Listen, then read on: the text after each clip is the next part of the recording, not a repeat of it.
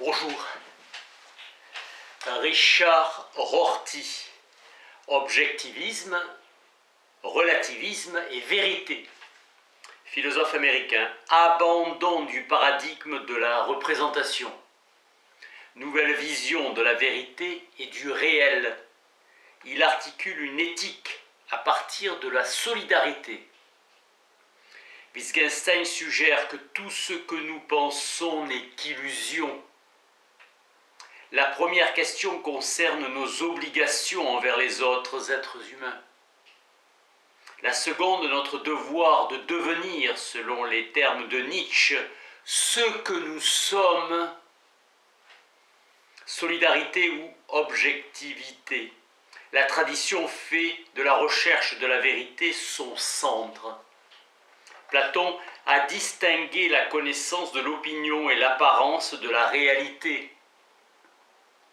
Le pragmatiste déclare qu'il n'y a rien à dire de la vérité.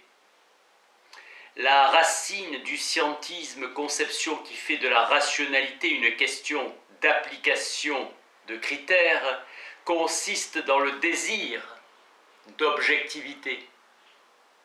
Pour Nietzsche, le réalisme doit être condamné pour son incohérence théorique.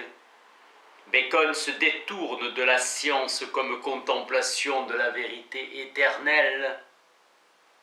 La racine du pragmatisme est la tentative de remplacer l'idée que les croyances vraies sont des représentations de la nature des choses par celles qui y voient des règles.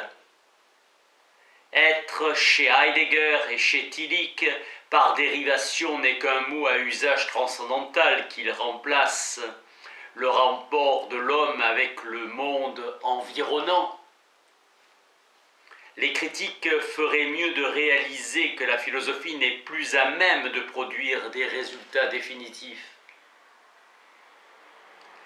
Sous un angle pragmatiste, l'idée qui consiste à privilégier un niveau est à le promouvoir et à le promouvoir au rang de fondement de la recherche n'est qu'une tentative de plus pour sauver la notion de vérité par correspondance. La vérité n'est pas le nom d'une propriété et surtout pas celui d'une propriété relationnelle qui relierait un énoncé au monde ou bien au système des règles sémantiques suivi par un être omniscient. Brandom suggère la possibilité d'une sémantique qui exige une notion de la vérité distincte, de l'assertabilité. Pour Hayek, comme pour Habermas, la cognition ne se réduit pas à la satisfaction de nos intérêts techniques, mais s'étend aux intérêts pratiques de la communication personnelle et aux intérêts d'émancipation de la critique de l'idéologie. Black et Davidson s'entendent à souligner que les métaphores ne peuvent être paraphrasées et que leur rôle n'est pas simplement ornemental. Une métaphore dont une paraphrase est acceptée correspond à ce que nous appelons une métaphore morte. Lorsqu'on se demande comment fonctionnent les métaphores, c'est comme si l'on se demandait comment fonctionne le génie. Si nous le savions, il serait superflu d'avoir du génie, illusion du magicien. Thomas Jefferson a donné le ton de la politique libérale américaine. Avec lui, il sera jugé respectable que la politique se dissocie des croyances.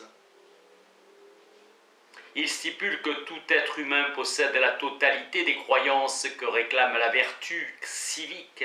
Rawls pense que comme recherche de la vérité portant sur un ordre moral et métaphysique indépendant, la philosophie ne peut pas fournir à une conception politique de la justice dans une société démocratique un fondement praticable et valable pour tous. Les historiens des idées ont coutume de considérer que la nature du sujet humain est le thème qui a progressivement remplacé Dieu au moment où la culture européenne elle-même s'est sécularisée. La doctrine de Rawls voit dans la justice la vertu cardinale des institutions sociales. La tradition philosophique nous a habitués à penser qu'en se mettant à l'écoute de la raison, en écoutant tous les arguments, il est possible d'atteindre la vérité. Kierkegaard appelait cette conception le socratisme. Heidegger nous dit que nous sommes nés trop tard pour les dieux et trop tôt pour l'être. Sandel suggère que le libéralisme néglige la possibilité, lorsque la politique va bien, de connaître un bien en commun que nous ne pouvons pas connaître seuls.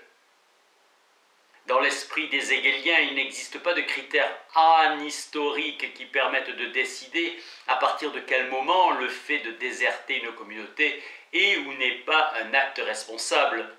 La critique kantienne de la tradition, qui commence avec Hegel, se poursuit avec Marx et Nietzsche, s'efforce de penser la moralité comme l'intérêt d'une communauté historiquement conditionnée.